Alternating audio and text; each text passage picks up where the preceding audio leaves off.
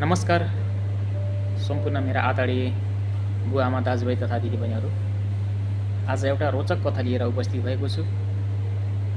एउटा सानो गाउँमा एउटा रामे नाम गरेका एउटा व्यक्ति बस्नुहुन्थ्यो। उहाँ इमान्दारी र चेतनशील बुद्धिजीवी हुनुहुन्थ्यो, तर गरिब हुनुहुन्थ्यो।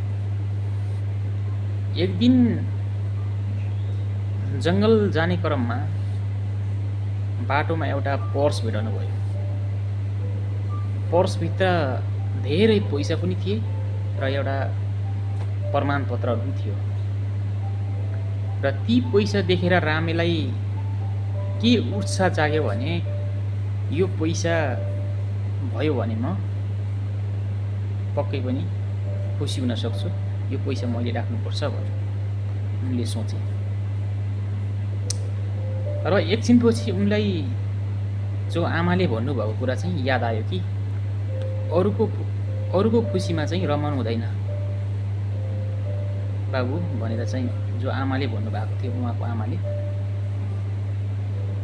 अरूको खुसीमा रमाउनु भनेको सबैभन्दा ठुलो पाप हो भनेर चाहिँ जो उहाँको मम्मीले चाहिँ भन्नुभएको थियो, ठ्याक्कै त्यो चाहिँ आफ्नो कन्सेप्टमा चाहिँ सेभ गर्नुभएको रहेछ उहाँले चाहिँ।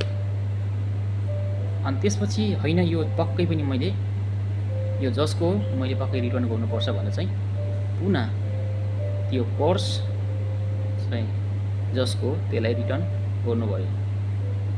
गरिसकेपछि जो जसको थियो त्यो पर्स चाहिँ उहाँलाई चाहिँ धेरै धेरै धन्यवाद दिनुभयो। यस्तो इमान्दारी व्यक्ति त कतै पनि मिल्दैन भनेर चाहिँ उहाँले भन्नुभयो र एउटा राम्रो काम पनि खोजिदिनु भयो। र त्यसपछि रामे चाहिँ एकदमै मेहनती हुनुहुन्थ्यो र त्यसपछि उहाँ चाहिँ सफलता हुनुभयो।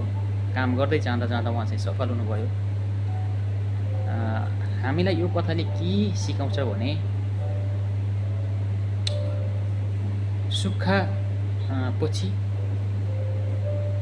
दुःखपछि सुख आउँछ